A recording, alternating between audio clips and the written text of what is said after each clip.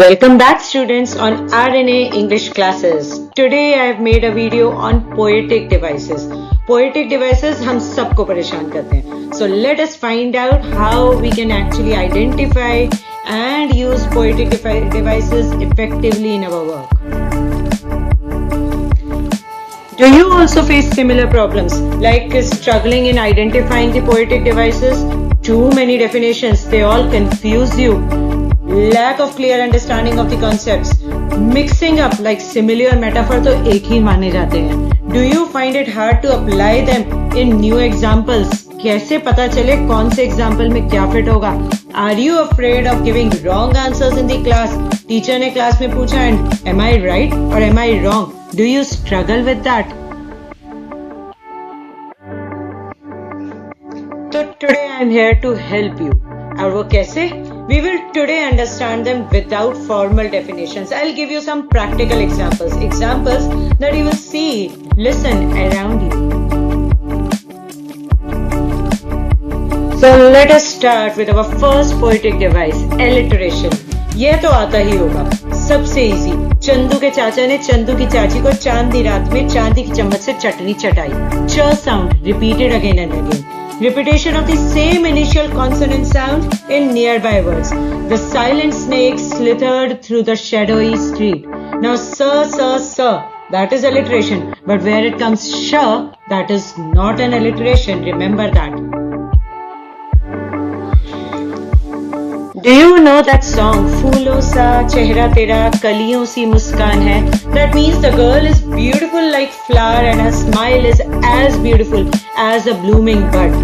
Now, look at the keywords here, as and like. So whenever we are using these keywords as or like to make a comparison, then it is called a simile. Now going over to other examples, his anger rose like a volcano ready to erupt. Her smile was as bright as the fireworks lighting up in the Diwali sky. Now here, what you have to do here is, you have to look at the key points as and like to identify simile. अब आते हैं next poetic device पर, that is metaphor.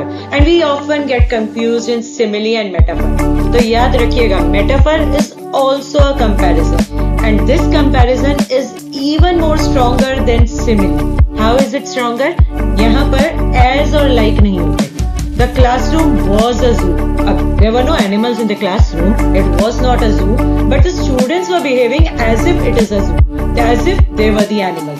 So the point here is the classroom was a zoo of excited students before the final bell. We are making the comparison without using as or like. Time is the thief that steals our childhood memories silently. Now the personification. और मजे की बात ये है, ये भी एक comparison है. But this is a different sort of comparison. यहाँ पर we are providing human qualities to non-living things. Remember, human qualities, not living beings quality. Human qualities to non-living things or to the non-living ideas also. For example, the wind whispered secrets. अब wind बोलती तो है नहीं, but yes, it is whispering. Whispering is a human quality and hence it is personification. So the wind whispered secrets through the rustling leaves of the old banyan tree. The stars danced. Have you seen stars dancing?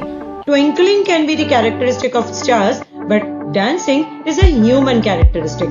Yet we have used it with the stars, so this is personification. The star danced playfully in the velvet night sky, celebrating the festival.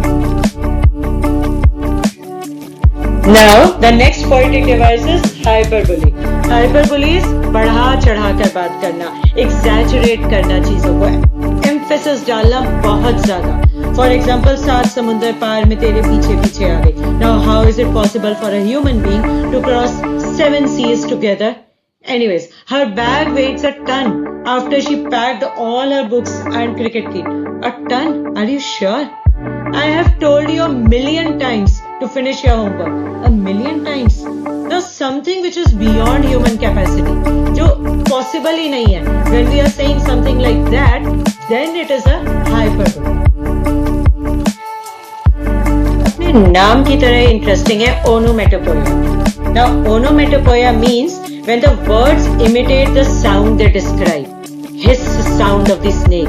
Hiss. The word is hiss and the sound sounds like hiss.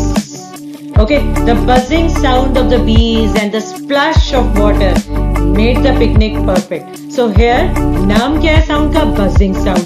सुनाई कैसे देती है? Buzz. So this is something called onomatopoeia. Crash, bang, boom, thud, सारे example onomatopoeia में आते हैं. Now the next poetic device is imagery, something that you can feel in your senses, like spicy aroma, a sizzle of pani puri, colorful lights, something that actually appeals visually in our senses, in our hearing capacity, auditory, anyways, that's something you can feel. That is called imagery. Language is such that you can actually feel that particular thing. एक ही बात को बार बार कहो तो समझ आ ही जाती है. Poets also do the same thing. What they do is they keep on repeating particular words, particular phrases so that there is a proper emphasis on a particular theme. अब example देखते हैं. Run, run, run as fast as you can. Now here the idea of repeating the word run, run, run is not because she's only running continuously. It is also because we want to put an emphasis on the continuous efforts that needs to be put on. So idea here is to repeat a particular thing, that we need to put emphasis on a particular idea. Water, water everywhere, all the boats did shrink. Water, water everywhere, not a drop to drink. Again, repetition of the word water. How important this particular resource is. It is there but you cannot drink it. So imagine the situation here. Now oxymoron is very interesting. Happily married. कभी सुना है happily married? The one who is happy, how is it possible that that person is married? और एक शादीशुदा आदमी कभी खुश हो सकता है क्या? Opposite meaning words used together. Then it is called oxymoron. The bitter sweet memory, bitter भी and sweet भी, दोनों तरह की memory of the last day of school made everyone emotional. There was a deafening silence. एक तो इतना शोर कि deafening है और silence भी है. There was a deafening silence in the hall after the surprise announcement. If you must have noticed that there are two opposite meaning words used together, but together they are creating a common effect, and that's what is oxymoron. Next poetic device is symbolism. We use some different idea or an object to represent something deeper. वो कहते हैं ना भावनाओं में बहकर बात करना. That is called symbolism. The rising sun symbolized new hopes and fresh beginning for the young athlete. So the rising sun is the symbol of rising efforts, rising hopes, rising knowledge, rising skills, and so many other things. Now the broken wings that must be painful. So it represents the crushed dreams. This is how we use symbolism to express a particular idea through a different object. तो जो भी आज सीखा एक quick revision कर लें. Alliteration, repetition of the same initial consonant sound. Simile, comparison between two things using as or like. Metaphor, direct comparison without using as or like. Personification, giving human qualities to non-living things. Hyperbole, deliberate exaggeration or emphasis or effect. Onomatopoeia, words that imitate actual sounds they describe.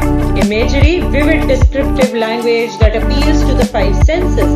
Repetition, repeating words or phrases for emphasis. Oxymoron, two opposite or contradictory words placed together. Symbolism, using an object or idea to represent a deeper meaning.